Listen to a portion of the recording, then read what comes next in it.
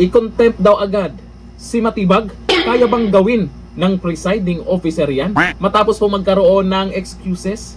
Kasi meron pong sabina para dumalo siya dyan sa impeachment trial ni VP Sara. Pero itong mga atat na ma-impeach si VP Sara, yung dahilan nila, bakit si VP Sara hindi naman dumalo Bakit may sabina ba siya? At meron naman siyang abogado. Ang dami pang ang abogado, magagaling na abogado na nandyan, di ba? Si Matibag kasi, wala. Pero, dadalo din yan. Malamang, huling witness nila yan. O, ito. Panoorin po natin ang banat po ni Atty. Panelo. Ito ang video. Contempt mo si Matibag, hanggang siya na sinong witness. Kasi yung mga excuse na ganyan, kalokohan yan. Gaya ng sinabi ng senador, teka muna, ikaw naman may deputy, may assistant secretary, pwede ka naman magpapunta ron. Ang Correct. mahalaga, kung ikaw talagang hukuman na totoo, ang ikaw sinumpi na, hindi ka pumunta, contempt mo agad yan. Hindi na dapat pinag-uusapan mo, pati manifestation, kasi tali mo pa yung sulat.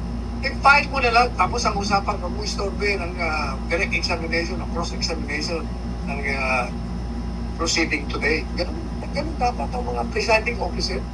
Para sa akin, malabo pa sa sabaw ng pusit yan na gagawin ng presiding officer. Oo, magaling po yung presiding officer po natin na si Escudero ngayon. Magaling yan pagdating sa batas.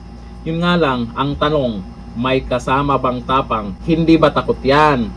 Matapang ba yan na harapin yung mga dapat harapin para lang sa katotohanan? Nakita nyo naman, di ba? Tumawid sa kabila. Tapos, may mga kaso di umano. Ewan ko lang kung anong nangyari sa mga kaso niya ngayon. Pa-comment, bakit si VP Sara hindi naman dumalo? Bakit kailangan si Matibag, takbak, ganun? Nagpapahalata kayo no? Pagdating sa mga ganyan bagay, lumalabas talaga na ang tatalino nyo talaga.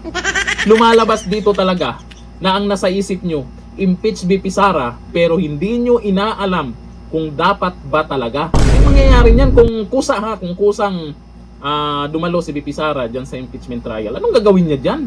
Aantukin lang siya dyan. Buti na lang talaga yung ibang mga witness, inatras nila. Kasi sayang lang din naman.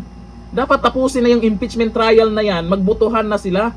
Kung sakali man na gagawin ng presiding officer yan, kahit malabo pa sa sabaw ng pusit na i-contempt agad.